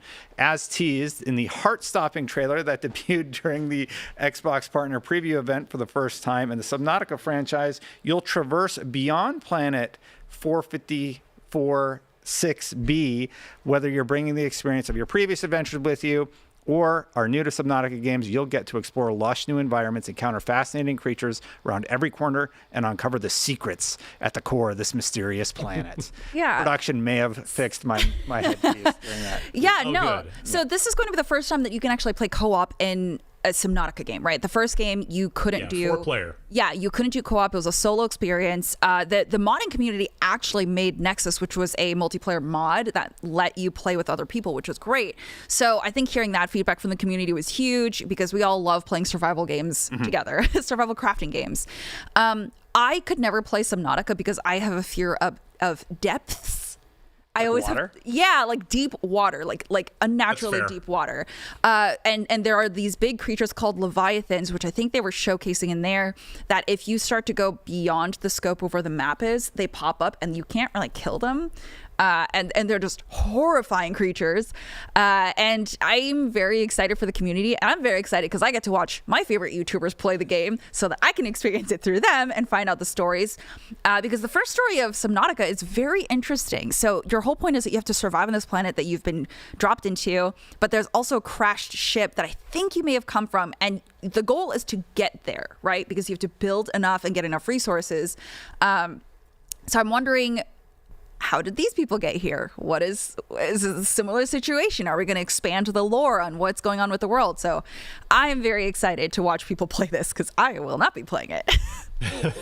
Yeah, my sense from browsing through that Xbox Wire post, as you guys were both talking there, it sounds like they're still pretty early, and thus, this is me reading into it. Nobody take this as gospel by any stretch, but it sounds like this one might be a little later in 2025 that we get this game preview launch into Game Pass. It just sounds like they're still fairly early on in the process, and that's okay, because as we were talking about between segments a little while ago, 2025 is not going to be short on awesome video games to play. So if the Subnautica 2 team needs a little more time and we don't see this game preview hit Game Pass until later in 2025, that's fine. We've got plenty of other games to keep us busy. Pirate Yakuza, Like a Dragon, Pirate Yakuza in Hawaii. This one was one of the couple that was advertised ahead of time coming into the stream, so we knew it was going to be in there. And we got a new release date for this. They moved it up, which was cool. And we got to see ship battles. Destin, you were immediately calling out Black Flag about Assassin's Creed 4 Black Flag, which is the one that everybody wants Ubisoft to remake. And it seems like the RGG team, the Yakuza crew, might be beating Ubisoft to the punch there. Yeah, so my immediate reaction was, did Yakuza just do Black Flag before Ubisoft did? And it looks really fun. Like it's obviously not a one-to-one with Black Flag, but they've taken the fun aspects of the naval ship battles, of the customization of your ship, and you're able to fight off other pirates that board your ship. And I'm like, this looks really cool. Like, even if you're not like all that into Yakuza, I do think that this one would be sort of fun to try out. Stella, your thoughts on both the ship battles we saw and everything, all the other craziness in this new Pirate Yakuza trailer? The ship battles honestly look really good, like better than what I was expecting. The moments off the ship are what really get me too, because it almost looks like you're going into an amusement park, right? This whole game feels like an amusement park, which is a great experience, and you don't have to overpay for the drinks and stuff there, which is great. Like, you're literally just having the fun of, you're having the amusement part of the game, and I think it looks ridiculous, as all Yakuza games are. I love that they always ham it up, they play to their strengths, but also the fact that their combat has never failed is always so interesting to me, that they're able to provide these really weird, wacky adventures, but also give you solid combat so that you know that the core gameplay is great, and you don't have to interact with some of these side quests if you don't want to. So I don't know, maybe this is my first entry into Yakuza, because it looks really, really dumb and fun. Yakuza is really on good. That note, I know, yeah. Series, yeah. But like, I don't know, I want to go through and like just ram my ship into other people's ships, you know? Yeah. On that note, I'm glad you said that. It might tempt you enough to be your first Yakuza game, because you may have picked up on it in the trailer, but Majima has lost his memory in this game, which the Xbox Wire folks note that making this a perfect place to start for those who haven't played the series before. So he has no idea why he's on this beach or what's going on, and pirate hijinks ensue from there. And then Destin, it's already packed in February, and this is one of the big, seemingly cool games that is on the way in February 21st. Now is the date for this one. Yeah, was it the first? 21st, yeah, okay, yeah, because they changed picked it. the 29 to 21st. Yeah. Yeah, it looks so great. February 21st, alongside Avowed, alongside Assassin's Creed Shadows, alongside one or two others that I'm now forgetting about in the moment. But this one, the Xbox Wire has a chat with one of the developers of the game, and the chief producer, in fact, and Sakamoto-san, and he says, "We actually came up with the idea for this game while we were still creating Like a Dragon Infinite Wealth, and we wondered what the three main characters, Majima, Seijima, and Daigo, would do after the story ended. The idea came from compiling a history that would explain what happened to them after the events of Infinite Wealth into a big side story." So this team never fails to surprise or delight their fans. That's what I have learned over observing and playing a bit of this. I played, I forget which one launched with the Series X back in 2020, but I played a chunk of that one and had a really good time with it. Like it's just a fun, light, funny game. And with good combat and good mechanics to it. So this one looks to keep that very much going strong. I've got to address the number one question in chat, seeing Please. they're spamming it. It's been X days since a Silk Song appearance. So yet again, we are left waiting for whenever the next Silk Song news is going to drop. But yes, chat, we see you. Yeah, you have to think that even Microsoft must beg the developer on a regular basis. Like, can we have the new trailer now? Can we have a new trailer now? Yeah. In fact, and just someday that answer will be a yes, and we will get an update on that one. But yes, it's almost attaining like mythical, legendary status now that Silk Song is not showing up at each event. So we'll get there. I think you'll appreciate this comment. Someone said the sooner you accept Silk Song as the new Duke Nukem forever, the sooner you'll be at peace. Hollow Knight Silk Song. Yeah. Little College Duke throwback for you guys. So next I want to talk about a game that I feel like hasn't gotten quite the attention that I think it's going to deserve. And I admit that I've seen more of this game than a lot of people have, because we revealed this thing via our IGN First sort of cover story thing that we do most months. And that game is Eternal Strands, which was featured here. It's really looking a lot more polished even now than when we just revealed it earlier this year. So in the last, 6 months or so, it is coming along nicely. So yeah, we're taking a look at it here. Thank you to our production team for getting the trailer up. You can see it's super colorful, action adventure, and there's huge bosses. You're seeing them here. You have the Ark of the Stricken Earth. There's massive bosses. You got a little Shadow of the Colossus kind of action where you can physically climb the bosses because they're so large, and find the weak points and take them out. But an interesting hook in this game is that they've got the physics system baked into the game takes account for temperature. It takes temperature into account. So if you are in like a dry forest, you have fire magic, you can basically just burn the whole thing down. Or if something's on fire and you have ice magic, you can put it out. Or the elements sort of play into the game here.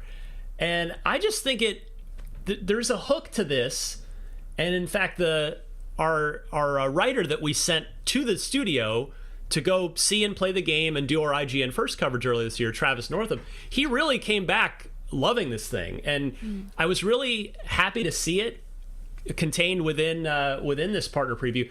And the fact that it's launching into Game Pass, I just think this is one to not sleep on. Keep this on your radar. Now, for each of you, I'll start with Stella, since the two of you have not seen nearly as much of this game as I have. Stella, what were your thoughts just seeing it here? I was like, oh, this is a more creative sort of Avatar gameplay almost, like Avatar The Last Airbender, because you can play with the different elements. Obviously, it's not quite the same, but I do like the fact that you can get creative with combining the elements. Being able to freeze separate limbs on the giant boss is kind of wild.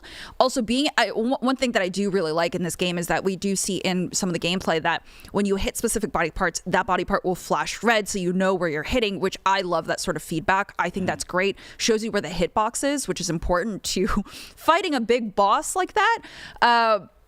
so that you know where the range of your weapon is. So I think it's a very good game. Like, it could play really well. You could get really strategic with your different methods. I'm assuming you can pick up different weapons and have a different play style as well, which I really like. Also, I like the fact that you can just pick up a big pot and throw it at a boss. Obviously, it's not going to do anything, but I think it's really funny that you can do that, which means you can do that at lesser enemies, which is probably really funny. So I feel like there's a lot of different things that players can do here to be creative with their play style. But yeah, again, the biggest thing that I took away from this was the fact that you get that visual reception of which body part you are targeting, which is really, really important for being able to like switch your strategy on what weapons you use. How about you, Destin? What did you think of this one? Well, I was excited when you said that the footage looks much improved over what we showed during the IGN first. And I thought this is so silly. I thought the bird looked really cool. I love bird watching. It's like a little side hobby of mine. And I like how they modeled that particular enemy or whatever it happens to be. It looks really flashy. I really like the art style. I like the different color palettes that we're seeing in the trailer. And yeah, I'm really intrigued by it. I want to know more. Yeah. Good. Yeah, that's all I'm saying is I think it's worth keeping on the radar. For sure. Another new game announcement is from a team that's developed quite the reputation, particularly in the horror game space. That's Bloober Team.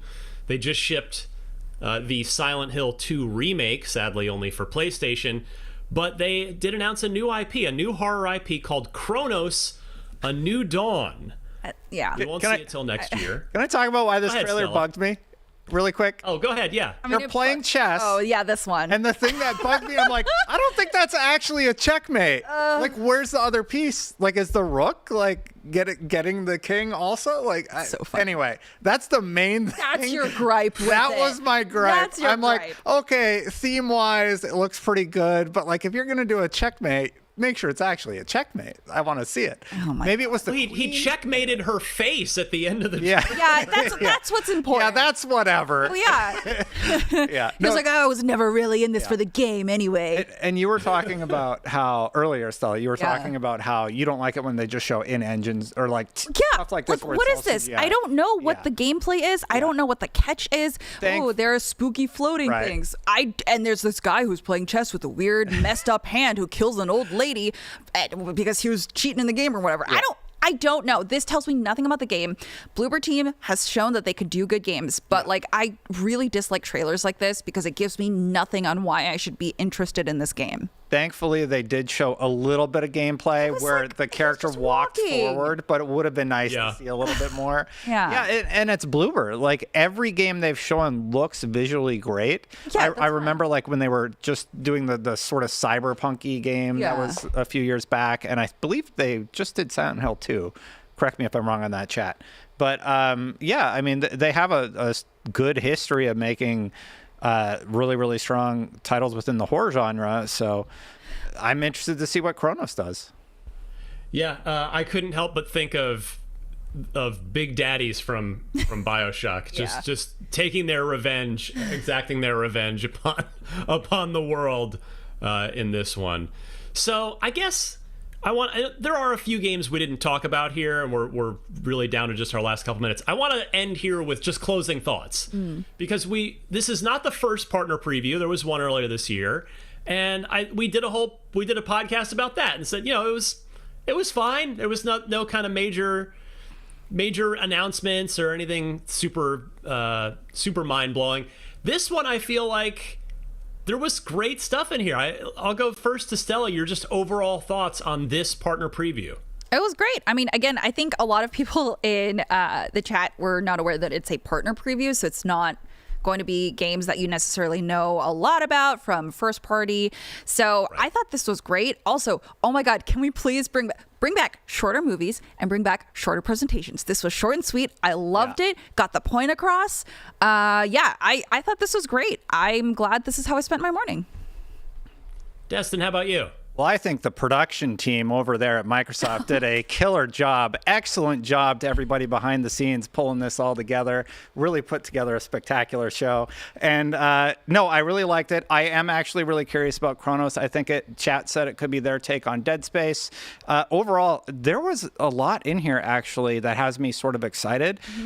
A lot for 2025, which is making me start to look at 2025 and be like, I already have like Alan Wake 2 from last year that Ryan's giving me crap for every show that I haven't touched yet. And I'm worried that there's too much that we're going to have on our plates for next year, that a lot of it's not going to like hit that top of the priority list in terms of what we decide to play. But there's a lot to choose from. So whatever you end up landing on, I think you're going to have a lot of great games to choose from in 2025 across the board. Yeah, and here we go. It was, I believe, 15 games in this partner preview. 5 of them are launching straight into Game Pass, which is pretty great. And yeah, just a real definite 2 thumbs up to Microsoft here. We didn't expect this. The announcement came at the beginning of the week that they were doing a new partner preview here in October, which is usually the time of year when they're just shipping games, which they are doing. It's Destin has a Stalker 2 final preview. Destin played it for a couple hours. Very good. Go check that out on IGN. He super loved it. That's coming out in 1 month. And then Indiana Jones, I got to go play. I can't tell you when that preview is going up because those are the rules, but those 2 games are coming out pretty much back to back. Plus Flight Simulator is in there as well. So Microsoft's gearing up for a really nice conclusion to the year here, heading right into Avowed in February and a lot of this great partner preview stuff we just saw. So some really nice momentum, great partner preview stream today. Thank you all for watching along with us. Thank you so much to our production crew down in LA for making this remote studio hybrid thing possible. It is not as easy as it looks to make this all as seamless as it is when you see it. Thank you to Stella and Destin. Thank you to all of you for watching. This has been Podcast Unlocked, episode 664. We'll be back next week for 665, and then on Halloween, we have episode 666. Stay tuned for that one. We'll see you soon.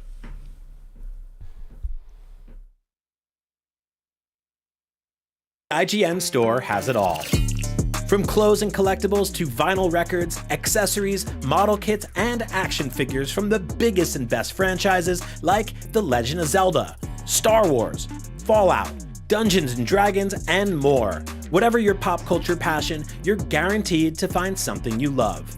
There are new and exciting products hitting the store every week, like the Wasteland-ready Fallout Vault 33 hoodie, which pairs perfectly with the working wearable Pip-Boy. Plus, high-quality IGN Store exclusives like the powerful and spicy Star Wars Darkside Hot Sauce by Truff. We've even got merchandise for you to rock while tuning in to the IGN shows and podcasts you love. Or cap off a long day by relaxing to the soundtracks of your favorite video games, like Cyberpunk and The Last of Us. And the best part? You don't even need to leave the house to go there. Just head to store.ign.com and start shopping today. The IGN Store. You deserve it. The Cinefix Top 100. A list so secretive even we don't know what movies are on it or where they rank. What do you mean you don't know? Each episode will reveal one of the movies. Did I rush it? Felt like I rushed it. That was good, I liked it. Talk about why it belongs and finally find out where it ranks. Are you not entertained? Are any of the movies we've shown here even on the list? I have no idea, and it drives me crazy. Join us as we find out on Cinefix, IGN, and wherever you get your podcasts. Why so serious? IGN has the most thorough, easy-to-use, and high-tech maps out there, period. And by high-tech, we mean it. We've recently added features like personal notes that save to your IGN account, and anything you check off on a map is tracked in the guide as well. It's the perfect system to get to 100%. IGN maps load faster with more markers than ever and are built for your phone as your constant companion to the biggest games. So start checking off markers for the game you are playing for free at IGN Maps today.